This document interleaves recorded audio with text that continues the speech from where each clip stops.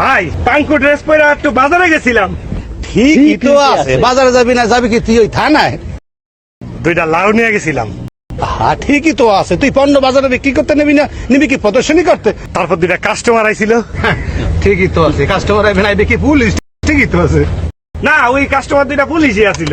ঠিকই তো আছে, কাস্টমার পুলিশ হইবে না, সব কি মানুষ হইবে? পুলিশ ঠিকই তো আছে। লাউ দুইটার দাম চাইছি 200 টাকা।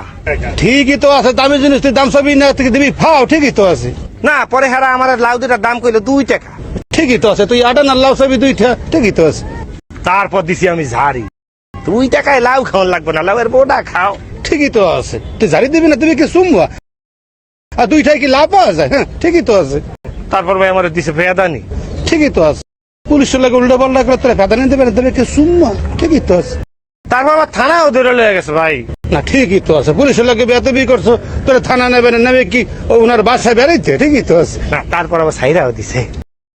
ঠিকই তো আছে, তুই কি সোর্স আছে তোরা থানায় নিয়ে আটকে রাখবে? ঠিকই তো আছে। হ্যাঁ ভাই, ওই লাউ দুইটা একজনের গাছের থেকে চুরি করে নিয়ে গেছে, গেছিলাম বেচতে। ঠিকই তো আছে, কেউ জোর করে না দিলে জোর করে সিরিয়াল হয়ে যাবে। ঠিকই তো আছে। ভাই, লাউ দুইটা কার গাছের তো চুরি করেছিলাম জানেন? কে? আপনার গাছের তে। ঠিকই তো, ঠিকই তো নেই এইটা, তুই আমার কাছে তো লাউ চুরি করছো কে? তা কি আপনার লাউ গাছের তে লাউ চুরি করবো না, তাহলে কি কাঠও চুরি করুম? ঠিকই তো আছে।